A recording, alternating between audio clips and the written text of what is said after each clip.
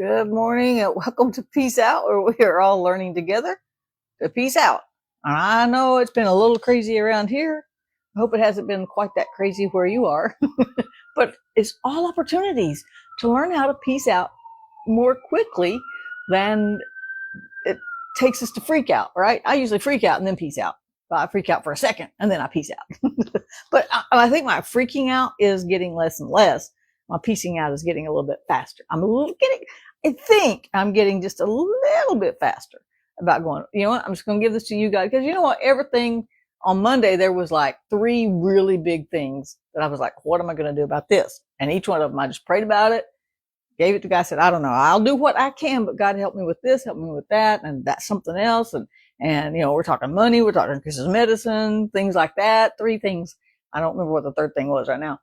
And did you know every one of those has worked out perfectly? Better than I even expected it could have. I'm like, how did that even happen? But I gave it to God and I said, worrying isn't going to make it any better. Worrying doesn't put money in the bank. Worrying doesn't go get Chris's medicine. Worrying doesn't fix a car. Worrying doesn't, right? It doesn't, it's not going to fix anything. So you give it to God and then you just go, let me know what you're doing, God. so I know when we're done, right?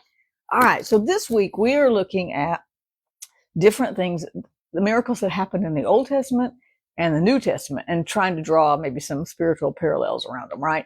So what I want to talk about today is the miracle births, because that started way back in Genesis, like early in Genesis, not even halfway through the book of Genesis. God promised Sarah that actually promised Abraham that he was going to have a son, but Sarah was too old to have kids, right? And God said, no, I'm going to give you a son through Sarah. And so he started way back at the very beginning. He started giving promises and he started instilling hope in our souls, right? So he promised Abraham, and Abraham didn't ask for a son. He didn't ask for that. God said, I'm going to make you many nations. And Abraham was like, well, I don't even know how you're going to, the father of many nations. He's like, I don't know how you're going to do that because I don't even have a kid. And so God said, I can take care of that. I got a plan, right? And so we know the story of Isaac and Jacob and the 12 tribes and all of those things, but that ultimately it was Jesus who came through that natural lineage to set up the spiritual kingdom. That was an amazing story. But there's another story in the Old Testament. In 2 Kings 4, the Shunammite woman, she had helped Elisha, and Elisha asked Gehazi, he said, what can I do for this woman? She has showed me so much kindness. And Gehazi says, well, she doesn't have any kids. And in their culture, being barren was really almost a curse. It was people looked down on you if you didn't have kids, you know, things like that. And so it was, as part of their culture, it was a really bad thing to be barren. And so Elisha called her in and said, this time next year, you're going to be holding a baby in your arms. And she went, stop playing with me. Okay, that's not King James, but that's pretty much what she said. And he said, and the next year, voila, there was her son. She was holding a son in her arms, just like Elisha said. So that's 2 in the Old Testament. However, however, it's not the right conjunction there. Additionally, we have 2 in the New Testament. We have Elizabeth, who was barren. And John went to the temple. He was doing his priestly duty. And God said, I'm going to give you a son. He wasn't even asking for a son, but he gave him John the Baptist. Elizabeth, all of a sudden, pregnant. Same thing happened a similar thing happened to Mary, who bore the Prince of Peace that we are still talking about, right? And so we've got 2 in the Old Testament, 2 in the New Testament, where the women were barren, or too late for childbearing years, or too early because they ain't been married yet, ain't been with somebody yet. All across the spectrum, God basically said, here's what I get out of this. God basically said, let me just give you life. Let me show you I can speak life into any situation. Let me show you I can put hope into anything, because hope was gone for Sarah. Sarah had no hope. She had lived her life. She was old. I don't know if it was a blessing or a curse to have a kid when you're 90. I wouldn't want to have one now, but it was a blessing, obviously. But she had lived her life. She was done. She wasn't planning on God ever fixing that. And yet he did. And he breathed life into something that was hopeless. He breathed hope, I guess I should say. He breathed life into the lifeless and hope into the hopeless situations. And in these situations, even Mary said, how is this possible? I haven't been with a man. This isn't naturally possible. God, I don't care. I made all of this. This is what I'm going to do. Right. And so in thinking of all of that, I went back to creation in my mind and I thought about Adam and I thought about how cool it was for God to, everything else in Genesis, God said, let there be light and there was light. Let there be ground and water and there was. Let there be the planets, there was. Let there be this, there was. Let there be animals, there was. But with Adam, he stopped and he made a man out of dirt.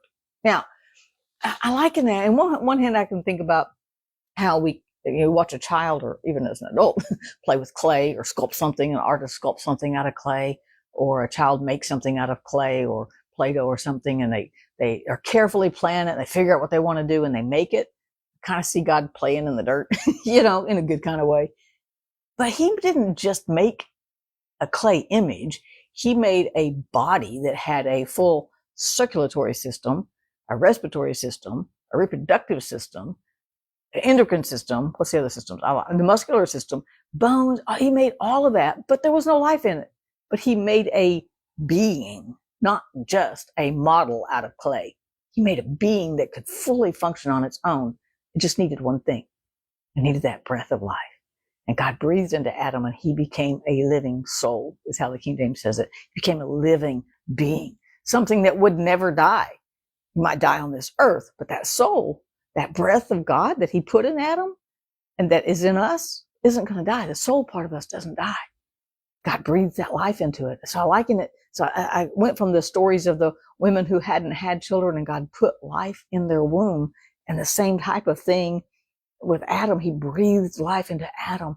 God can handle the barren situations of our lives. He can put water in our deserts. He can put rivers and waterways in the driest areas of our life. He can put a well anywhere he wants. Matter of fact, he said he put a well inside of us. Jesus said, my spirit in you will be like a well of living water that never runs dry.